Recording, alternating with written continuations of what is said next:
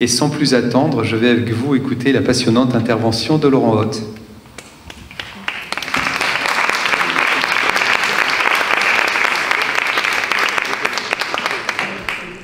Merci beaucoup. Alors, je vais présenter Monsieur Hott, donc qui, quand vous parliez des personnes désaffiliées, Monsieur Pélisson, je pense qu'il est un acteur très important et très émérite auprès des publics les plus précarisés. Donc, Monsieur Hott a commencé sa carrière comme auxiliaire de vie, puis éducateur spécialisé, avant de devenir instituteur et directeur d'école. Il est aujourd'hui formateur à l'école de formation psychopédagogique de Paris et chercheur en travail social lié au groupement de recherche d'Île-de-France. Depuis 2002, il est également docteur en philosophie.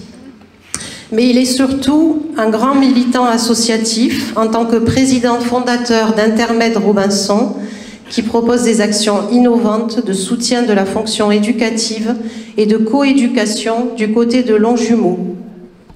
L'association, créée en 2005, réinvestit en effet les espaces publics interstitiels entre bâtiments et friches délaissés par la ville de Longjumeau pour mener des activités de convivialité sociale et éducative. Des actions qui s'inscrivent dans la continuité de ce que développait l'association Intermède entre 1997 et 2004, autour d'un travail de rue contre la solitude enfantine et parentale. Intermède Robinson propose des activités qui permettent à tous, dans le mélange des âges et des cultures, de réinvestir et d'habiter des espaces inoccupés. Monsieur Hott, on est ravis de vous accueillir pour cette introduction de colloque. Je vous laisse la parole. Merci beaucoup. J'espère que vous m'entendez suffisamment bien. Je remercie l'association Le Fil à Métisser, la présidente, cher Eric aussi, d'avoir cette possibilité de pouvoir participer à votre journée d'études qui, sur bien des aspects, rappelle les propres urgences de notre association. Par rapport à ma présentation, je dois préciser que je ne suis plus formateur en travail social. Je me consacre complètement à la direction. Je fais des actions de formation pour le compte d'Intermède Robinson et je fais des actions de formation pour promouvoir la pédagogie sociale, justement l'aller vers le travail hors les murs, mais je ne le fais plus pour un centre de formation. En écoutant les précédentes interventions et surtout en connaissant un peu le contexte dans lequel se fait cette journée d'études pour l'association Le Fil à Métisser, je ne peux pas m'empêcher de penser que le travail social, l'action sociale en général, aujourd'hui, fait face à une curieuse hostilité, une curieuse vague d'hostilité qui se développe contre les acteurs du social. Il semble y avoir une véritable crise de reconnaissance du social, au sens que le philosophe Axel Honneth donnait au mot reconnaissance. Il semble, pour Axel Honneth, la reconnaissance, c'est à la fois l'amour, le respect et l'estime.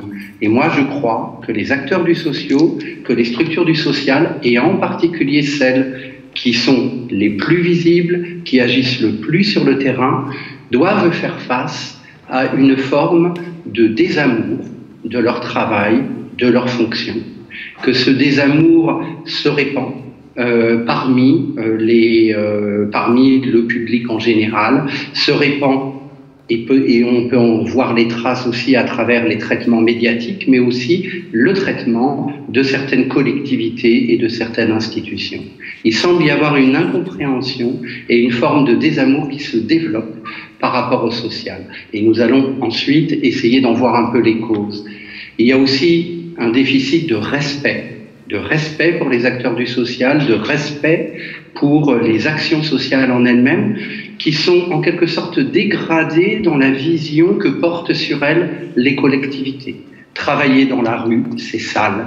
Travailler auprès des publics les plus précaires, c'est sale. On est forcément quelqu'un de pas très intéressant et de pas très important quand on perd son temps avec des enfants, quand on travaille dans des friches, quand on travaille dans des espaces délaissés et déconsidérés. On a l'impression que du coup se dégage, ou plutôt est porté sur nous, un regard relativement dégradant, après tout. si nous étions des gens importants, eh bien, nous aurions de belles voitures, de beaux bureaux, nous aurions des locaux avec des secrétaires à l'entrée, et c'est ça qui signerait en quelque sorte notre véritable valeur et reconnaissance. Il y a aussi une perte de la notion d'estime, c'est-à-dire que le travail social n'est plus estimé, c'est-à-dire qu'on n'en attend plus la promotion de la société. On a plutôt l'impression que le travail social est signe d'une certaine manière de dégradation, est signe que les choses ne vont pas bien et porte quelque chose d'infamant. Le fait de travailler auprès des plus précaires, le fait de travailler auprès des plus démunis, eh bien, d'une certaine manière, ça porte des stigmates. C'est quelque chose qui ne donne pas de l'estime, parce que la véritable estime, elle est plutôt vue du côté de la réussite individuelle. Il y a donc une crise de reconnaissance vis-à-vis des acteurs du social et vis-à-vis des véritables actions de terrain. Alors, par quoi est favorisée cette crise de reconnaissance? Elle est favorisée par l'impuissance des collectivités et des institutions publiques. Car si elles étaient performantes pour résorber la pauvreté, si elles étaient performantes pour résorber la précarité, si elles étaient performantes pour assurer un avenir à ceux qui ont de plus en plus l'impression qu'ils n'en ont pas, eh bien, évidemment que le travail social serait vu d'une manière autre. Le fait que nous travaillons auprès de publics avec lesquels les institutions classiques ont le plus grand mal à travailler, le fait que nous soyons au contact avec des publics dont nous voyons bien que le traitement qu'ils reçoivent par les services sociaux traditionnels ne parvient pas à résoudre leurs problématiques, le fait que nous soyons témoins que la précarité persiste, perdure, se développe, eh bien c'est quelque chose qui irrite. C'est quelque chose qui fatigue les institutions et les cultures, qui fatigue de nombreux élus. Et évidemment, cela attire aussi une certaine irritabilité et une certaine agressivité. Il y a aujourd'hui une espèce de propension à vouloir balayer sous le tapis ce qu'on ne veut pas voir, et finalement, puisqu'il y a des populations que nous n'arrivons pas à promouvoir, le mieux serait de les rendre invisibles, le mieux serait de les clore, de les délimiter dans un espace particulier et de les oublier. Alors, ce n'est pas propre seulement aux populations ou aux minorités.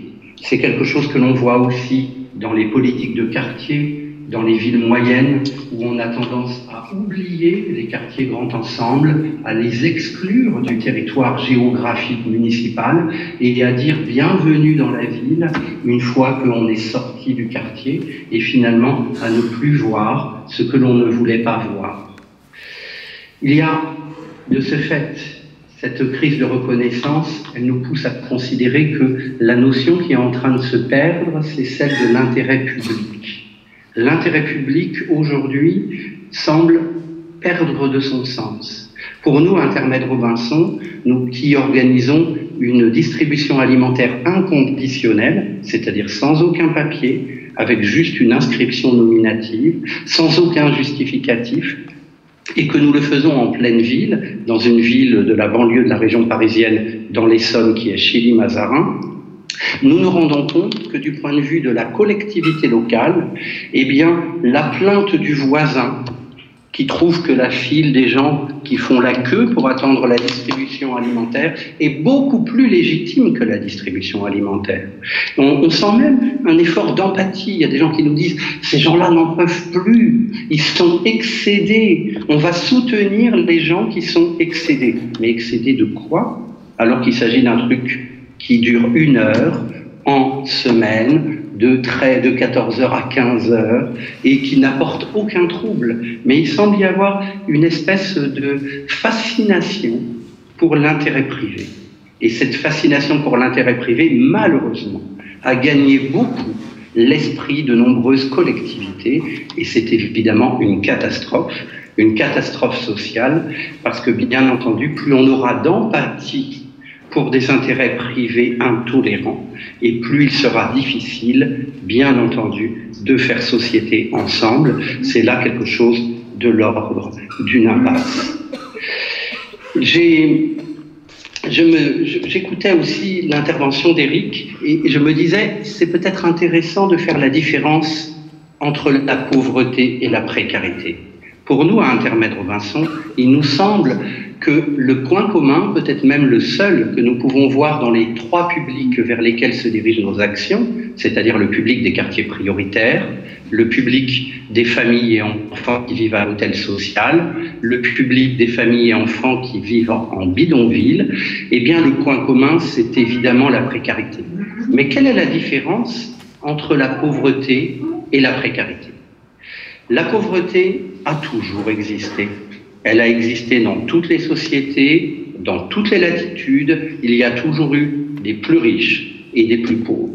Mais la pauvreté en elle-même n'implique pas d'impuissance. Le pauvre peut être défini comme quelqu'un qui possède peu.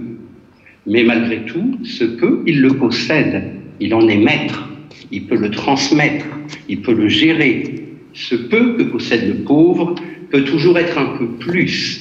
C'est-à-dire qu'il y a une perspective, c'est-à-dire qu'il y a un avenir, c'est-à-dire qu'il y a un espoir. Le précaire, à l'inverse, est quelqu'un qui est dépassé par les événements de sa vie. Sa vie le dépasse, sa vie l'encombre, sa vie génère chaque jour des urgences qui viennent empêcher l'engagement et ce que l'on avait construit la veille. Le précaire n'est pas maître de ce qu'il a, même quand il a plus que dans les temps passés. Il ne peut tout simplement pas en disposer, et déjà, il ne dispose pas de lui-même. Le précaire est dépassé par ses problèmes de santé, il est dépassé par ses problèmes de mobilité, il est dépassé par ses problèmes d'organisation du temps, et d'une certaine manière, le précaire ne se possède pas lui-même. Et les acteurs sociaux traditionnels ont toujours le plus grand mal à comprendre ce qui se passe avec les publics précaires. Ils ne comprennent pas, en effet, pourquoi les gens ne viennent pas au rendez-vous.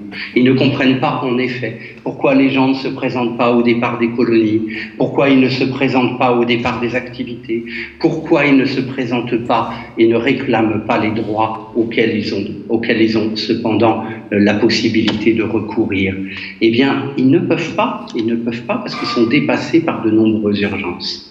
La précarité est constituée par toute une panoplie de problèmes, dont certains sont du côté du logement, d'autres du côté des problèmes de la vie familiale, d'autres du côté des problèmes éducatifs, d'autres du problème financier économique, d'autres du problème du travail, de l'insertion, etc. Indépendamment, pris un à un, chacun de ces problèmes pourrait trouver une solution. Et les acteurs sociaux traditionnels découpent ces problèmes en petits morceaux et cherchent la solution pour chaque segment.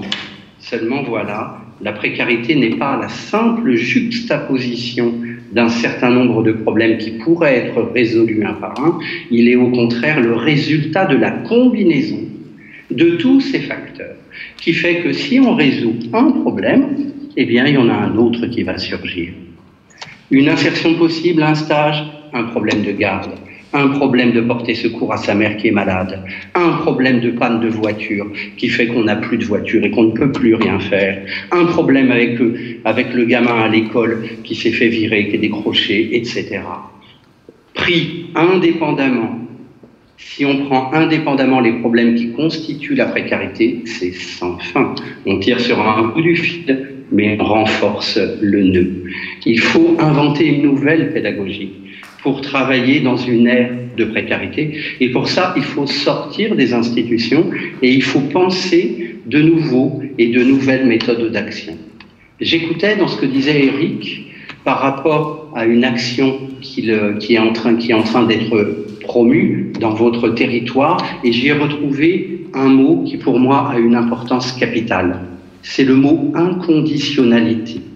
Ce mot inconditionnalité est révolutionnaire.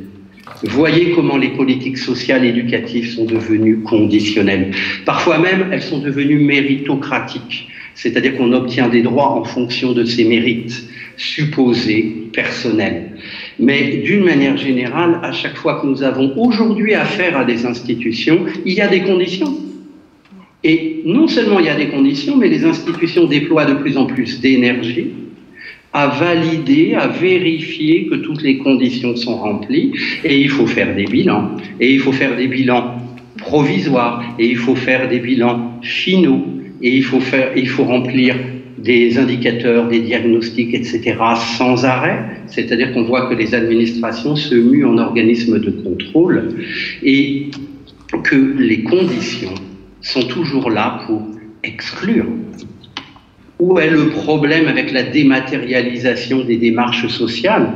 Il est dans le fait, bien entendu, de la dématérialisation elle-même et de l'accès aux outils, mais il est surtout dans le fait que les administrations qui sont au bout de la dématérialisation passent leur temps à cocher des cases et disent « Oh, super, on peut virer celui-là, il n'a pas rempli ça.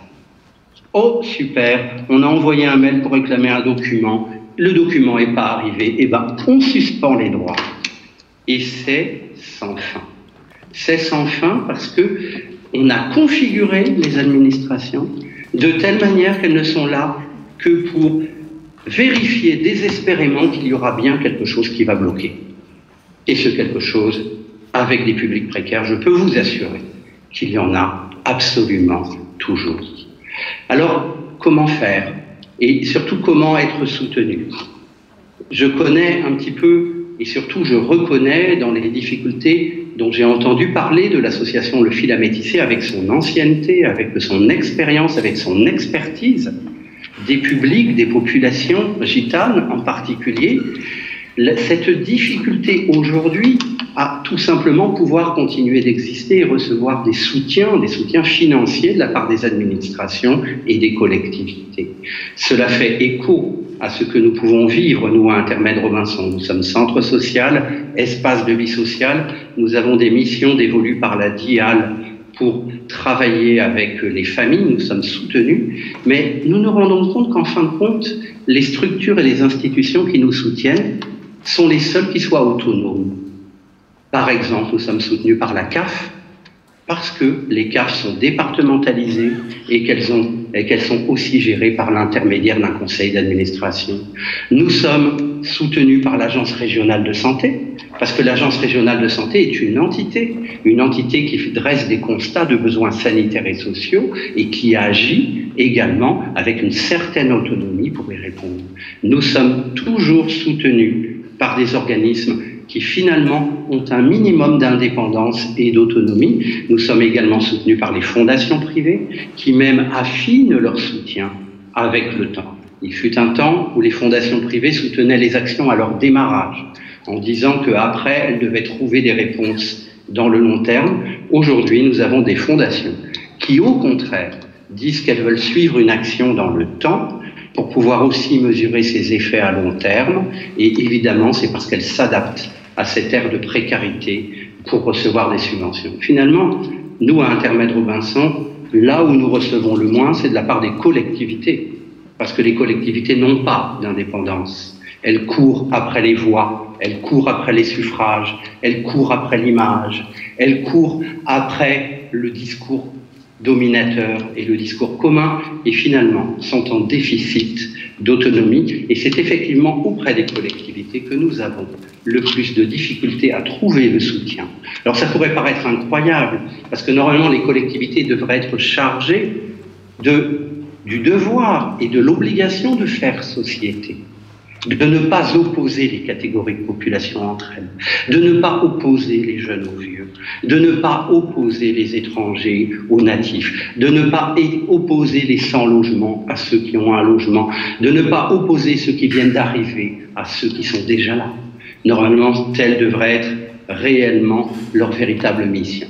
Je vais revenir un petit peu plus sur ce que je peux dire des types d'actions que nous faisons, mais je me rends compte que je vais rejoindre, à mon avis, déjà ce que fait le Fil à Métisser. Je reprends le terme d'Éric, travailler hors les murs, aller vers, sortir. En effet, après l'inconditionnalité, ce qui compte, c'est de travailler dans la proximité.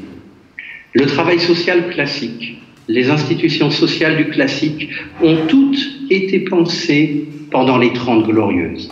Elles ont toutes été pensées à une époque où il semblait y avoir un progrès interminable, où il semblait y avoir un développement économique interminable.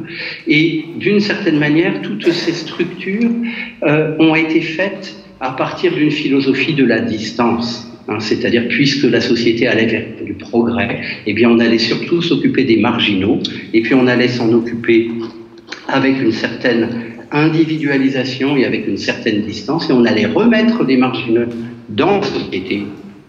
Et comme la société était bonne, et comme elle allait aller de mieux en mieux, et bien d'une certaine manière, ils allaient pouvoir repartir heureux et vivre leur vie dans la société.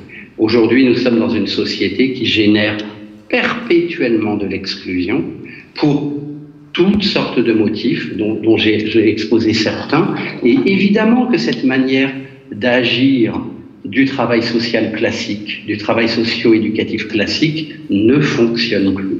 Aujourd'hui, on ne peut plus travailler dans la distance parce qu'on n'est plus dans une société de place où tout le monde a sa place. Aujourd'hui, on doit travailler dans la proximité pour pouvoir justement créer du lien social là où il se défait, créer du lien économique là où il se défait, créer du lien éducatif là où il se défait. Et pour ça, il faut assumer une véritable proximité. Je décline les proximités qu'il faut assumer, à mon sens, pour un travail social en direction de publics précaires aujourd'hui.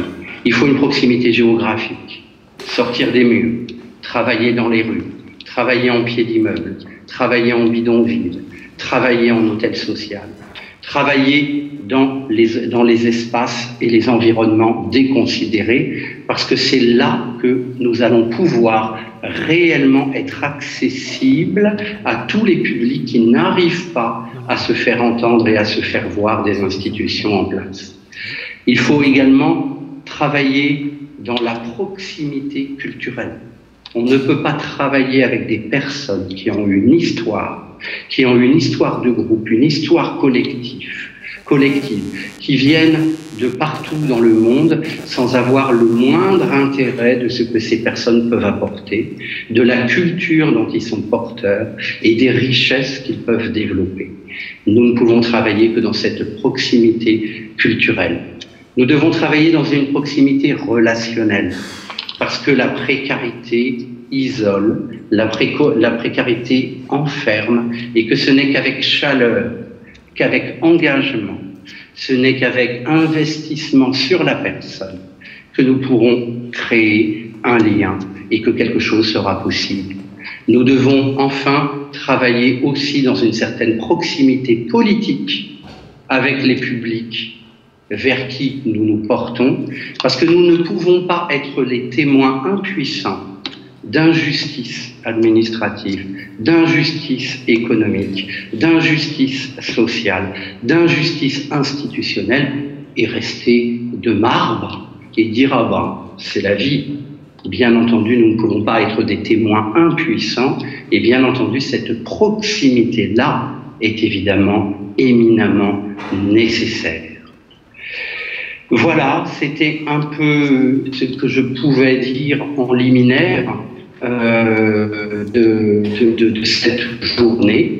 Et je crois que, même si c'est très compliqué, je crois que prévu qu'on puisse éventuellement interagir. En tout cas, j'aurais souhaité être là physiquement parmi vous, mais mon emploi du temps ne me permettait pas d'être de ce déplacement. En tout cas, je vous remercie pour votre écoute.